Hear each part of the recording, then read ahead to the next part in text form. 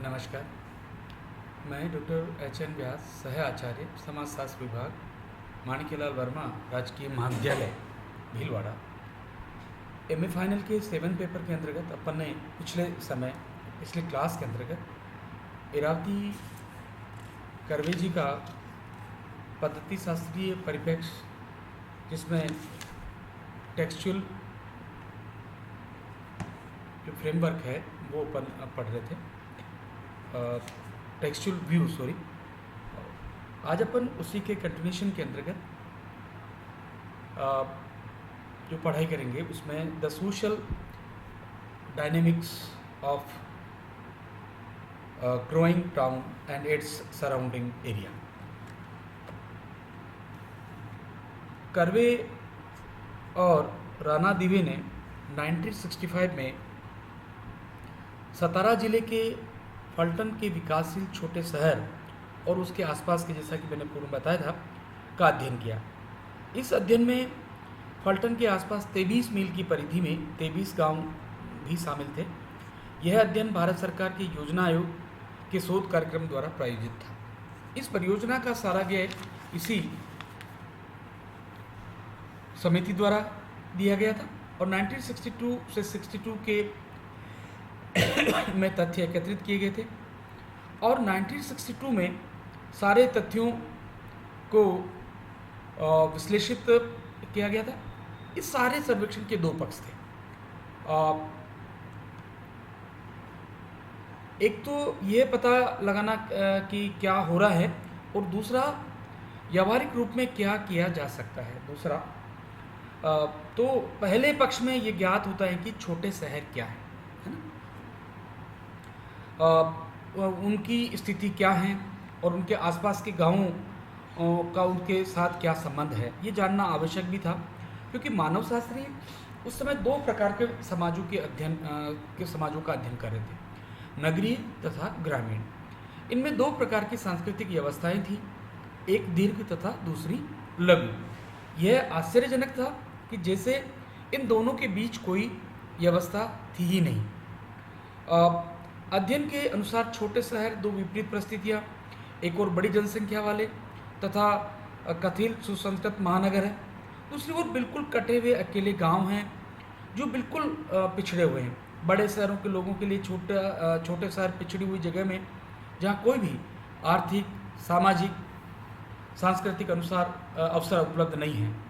गाँव के लिए यह उसका बिल्कुल उलट है। एक विशेष वर्ग के लिए छोटे शहर आकर्षण वाले थे। लेखकों ने इस दृष्टि को सामने रखा कि किस प्रकार एक छोटा शहर अपने बड़े शहर की तुलना में किस प्रकार से कार्य करता है। इरावती कर्वे और उनके सहयोगी ने सोच और व्यवहार के उन प्रतिमान का पता लगाने का प्रयत्न किया जो छोटे शहर तथा गांव, धर्म, शिक्षा और आर्थिक गतिविधियों से संबंधित थे। संयुक्त परिवार के संबंध में नगर और ग्रामीण क्षेत्रों के बीच कोई बड़ा भेद नहीं था। जोत के नए कानून से ग्राम और नगर दोनों ही में परिवारों का समान रूप से बंटवारा पैदा कर दिया था। जो नए लोग उस नगर में आ रहे थे वे आसपास के जिलों के नगरों जैसे पूना, सतारा और शाहजहाँपुर के लोग थे। 100 मील से अधिक दूर रहने वालों के लिए नगर कोई आकर्षण नहीं था, पर आसपास के शहरों के लिए ये जरूर आकर्षण था। चरित्र में नगर ग्रामीण सरीका था।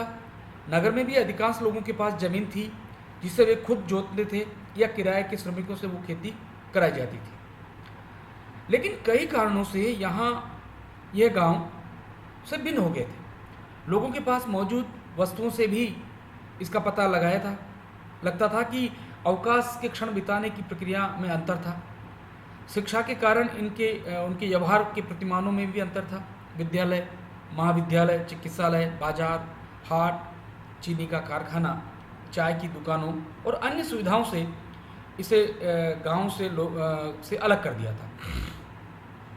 अध्ययन के दूसरे भाग में सरकार को वो सिफारिशें दी गई थी जिनसे नगर में सांस्कृतिक के स्थान पर एक ऐसे सामाजिक यांत्रिकी की कल्पना की जा सकती है जिसके द्वारा परिस्थितियों में परिवर्तन कर सकती हैं। इसके लिए नए प्रकार की योजना बनाना आवश्यक है। यह सोचना आवश्यक है कि जनसंख्या की दृष्टि से ये कितना बड़ा हो।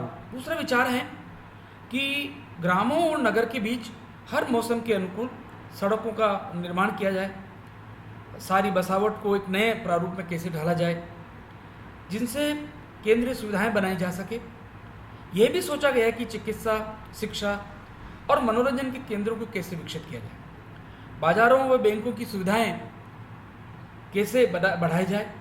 इससे वर्तमान स्थितियों को बल मिलेगा, सुविधा मिलेगी और सामाजिक अंतःक्रियाओं को प्रोत्साहन मिलेगा।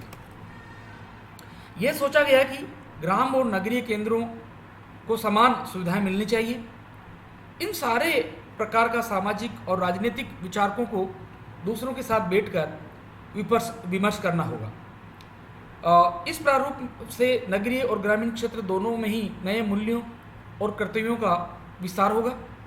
इसमें सरकार और जन दोनों ही अपना योगदान दे सकते हैं।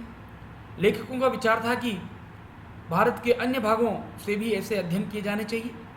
इस प्रकार इरावती कर्वे और राणा दिवे ने 1965 में जो अपनी बुक लिखी थी, एक प्रोजेक्ट था उनका, the social dynamics of growing उडान town and its surrounding areas के अंतर्गत। तो ये इन्होंने अपनी किताब में इन दोनों चीज़ों को उसमें दोनों पक्षों का उल्लेख किया और उसके बाद एक सरकार को अपना प्रतिवेदन या रिपोर्ट जो है वो प्रस्तुत की। दूसरी बुक जो कि पूरे भारत में नहीं बल्कि विश्व में भी काफ़ी प्रसिद्ध हुई थी, उसका नाम था किनशिप ऑर्गेनाइजेशन इन इंडिया। ये बहुत महत्वपूर्ण बुक रही है इरावती जी की, और ये मैं आपको बताने जा रहा हूँ कि इसमें किस प्रकार इन्होंने अपना काम किया। जैसा कि पहले ही लिखा जा चुका है कि पुस्तक का पहला प्रारूप लंदन में अपने प्रवास के दौरान इरावती कर्वे जी ने तैयार किया था। इस लुई हेमनडॉर्फ और ड्यूमा से उन्होंने विचार विमर्श भी किया था। भारत लौटने पर उन्होंने अपने लिखित प्रारूप की समीक्षा की और इस पुस्तक को आकार दिया, एक स्वरूप प्रदान किया। इस बीच उन्होंने पुणे में सहयोगवश आए हुए डॉक्टर जॉन और रूथ को भी विशद चर्चा की। यह उनका व्यक्तिगत अन्वेषण था, इंडिविजुअल रिसर्च थी इनकी। मराठी, हिंदी, संस्कृत, प्राकृत, पाली और मैथिली भाषा के ग्रंथों का उन्होंने उपयोग किया था, जो CS शंकरन का सहयोग तमिल परिवेश से लिया था। 1953 में प्रकाशित पुस्तक kinship organisation in India Bharat में पारिवारिक सूचना पर लिखित एक प्रमुख अध्ययन था। इस पुस्तक के अंतर्गत प्रोफेसर कर्वे ने 9 अध्याय बनाए। उसमें सबसे पहले इंट्रोडक्शन था और दूसरा kinship usages in ancient and historical periods, data from the Vedas and Brahmanas ग्रंथों से इन्होंने लिया था उसके अंतर्गत। तीसरी जो चैप्टर था इनका, the kinship organisation of northern zone. चौथा, the kinship organisation of the central zone, the kinship organisation of the southern zone central general, the kinship organisation of the southern zone the region, the kinship organisation of the eastern zone, ownership of property, succession and inheritance. और फिर 9th जो chapter इन्होंने लिया, conclusion, followed by appendix 1st, 2nd, 3rd के अंतर्गत इन्होंने अपना सारा मेंशन किया। तो सबसे पहले इन्होंने बांटा कि नातेदारी को समझने के लिए कर्वे ने संपूर्ण भारत को 4 सांस्कृतिक क्षेत्रों में बांटा, उत्तर, मध्य, दक्षिण तथा पूर्वी, है ना, जैसे कि अपने 4 धाम की भी हम लोग बात करते हैं। तो भारत के सांस्कृतिक परिवेश को समझने के लिए 3 तत्वों को समझना होगा। उन्होंने लिखा है कि यदि भारत के हमें सांस्कृतिक क्षेत्र को यदि समझना है तो हमें सबसे पहले इन 3 तत्वों को समझना होगा। तो पहला है भाषाई संकुल, दूसरा जातीय संस्था और तीसरा पारिवारिक संगठन। यदि हमें 3 चीज़ें समझ में आ गई भारत के बारे में तो हमें भारतीय संस्कृति को समझने का बहुत बड़ा हिस्सा हमने समझ लिया, ऐसा हमें मानना होगा। 3 तत्व एक दूसरे से जुड़े हुए हैं, ये तीनों तत्व जो है एक दूसरे से जुड़े हुए हैं और तीनों तत्व मिलकर भारतीय संस्कृति का आधार बनाते हैं। ये जो तीनों जो तत्व हैं, जिसमें भाषा, जाति और परिवार, ये तीनों मिलकर एक संस्कृति जो है, भारतीय हमारी कल्चर है, उसको आधार ये भारतीय भाषा, भारतीय संस्कृति के आधार स्तंभ माने जा सकते हैं। तो पहली है हमारी भारतीय भाषा संकुल। यह वह संकुल है जिसमें एक ही भाषा के अंतर्गत बोली जाने वाली बोलियों का समावेश होता है। ये वो भाषा संकुल है जिसमें एक जैसी भाषा बोलने वाली एक भाषा संकुल कहते हैं। जैसे संकुल पहला और दूसरे में संस्कृत और इंडो यूरोपियन भाषाएं बोली जाती हैं। संकुल तीसरे में द्रविडियन भाषाएं हैं और संस्कृत चौथे में संस्कृत है। आस्ट्रिक और पुंडारी भाषाओं का समावेश है। हर संकुल बोलियां के अनुसार बटा हुआ है। हर भाषाई संकुल में संस्कृति के अलग अलग प्रतिमान तथा नातेदारी संगठन हैं। भाषाई संवाद व्यवस्था में नातेदारी संगठन के अपने शब्द हैं। समान लोक गीत और समान लोक साहित्य, इन संकुलों के लक्षण और भाषा और नातेदारी दोनों का पारस्परिक संबंध है, पर कभी कभी इनका जोड़ नहीं बैठता है। महाराष्ट्र में यद्यपि भाषा संस्कृतमय है, पर नातेदारी द्रविड़ क्षेत्र के समान है, जो महाराष्ट्र के पड़ोस में ही है। जाति व्यवस्था, जाति संस्था, भारत में किसी भी सांस्कृतिक समूह को समझने के लिए जाति के स्वरूपों को समझना भी आवश्यक है। जाति की संरचना को कई भारतीय तथा विदेशी विद्वानों और समाजशास्त्रियों ने स्पष्ट किया है कि कर्वे द्वारा वर्णित नातेदारी को समझने के लिए जाति व्यवस्था के कुछ लक्षणों को ध्यान में रखते हुए जाति बिना किसी अपवाद के अंतर्वैवाहिक समूह है। कर्वे इस बात को मानते हैं कि जाति जो है एक अंतर्वैवाहिक समूह है जो किसी एक भाषाई क्षेत्र में सीमित है। अंतर्विवाह तथा एक विशिष्ट क्षेत्र में बिखरे हुए जाति समूह आपस में या तो रक्त संबंध या वैवाहिक आधार पर एक दूसरे से संबंधित है। जाति को इसलिए विस्तारित नातेदारी समूह का संगठन कहा जा सकता है कि पुराने और नए भारतीय साहित्य में जाति के लिए कई शब्द प्रयुक्त किए हैं। जाति, जात और कुल ऐसे ही शब्द हैं। बहुत सी जातियों की एक परिस्थिति है, एक ही परिस्थिति है, एक से कार्य है, नाम है और संभवतः इनमें से कुछ बातें समान हो सकती है। उदाहरण के लिए जो जातियां सवर्ण का काम करती है,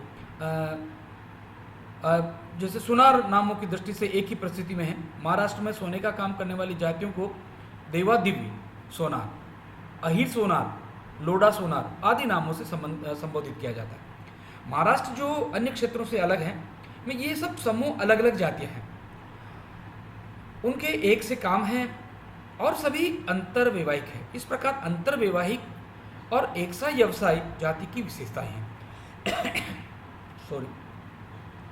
जातियां एक विशिष्ट श्रेणीबद्ध व्यवस्था से बंधी भी हुई हैं। और तीसरी बात है पारिवारिक संगठन।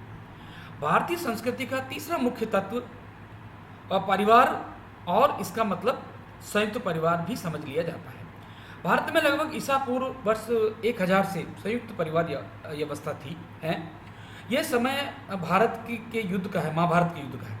कर्वे का कथन है, कर्वे ने जो संयुक्त परिवार के बारे में बताया वो बताती है कि संयुक्त परिवार वह परिवार है जिसके सदस्य एक छत के नीचे रहते हैं, है ना? जिसकी एक ही रसोई हो, जिसकी समान संपत्ति हो, पारिवारिक पूजा में एक ही देवता की पूजा करते हैं, एक ही माँ की संतान है या किसी अन्य आधार पर एक दूसरे से संबंधित हो। तो जैसे कि आपने फर्स्ट ईयर में भी पढ़ा होगा कि भारत में जो संयुक्त परिवार की विशेषताएं हैं, 5 विशेषताएं उन्होंने संयुक्त परिवार की दी। सबसे पहले उन्होंने कहा कि एक ही रक्त संबंधी लोग एक साथ निवास करते हो। दूसरा, एक छत के नीचे निवास करते हो। तीसरी बात इन्होंने बताई कि एक ही रसोई से पका हुआ भोजन वो ग्रहण करते हो। चौथी बात इन्होंने की एक पूजा का स्थान हो। और एक जो बड़ी बात कही कि उनकी एक सामूहिक संपत्ति होती है। जो संपत्ति है वो एक सामूहिक है, उसके बिना संयुक्त परिवार नहीं हो सकता है। हाँ, हर संयुक्त परिवार की अपनी एक स्थिति है, एक केंद्र है और किसी नाते से एक दूसरे के साथ बंधे हुए हैं।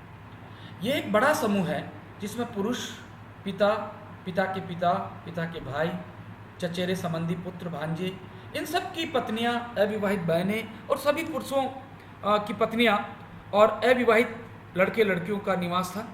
कर्वे के अनुसार ऐसे परिवार में 3 या 4 पीढ़ियों के का निवास सामान्य था। वर्णित परिप्रेक्ष्य की अपेक्षा वर्तमान परिप्रेक्ष्य में निवासियों की संख्या अधिक थी। वंश के निवासियों का यह स्वरूप काफ़ी गहरा था। ये संयुक्त परिवार ऐसे केंद्र थे जो अनादिकाल से पीढ़ियों में स्वीकृति के आधार पर माने जाते थे। कल अपन इसी को कंटिन्यूशन करेंगे। धन्यवाद, नमस्कार।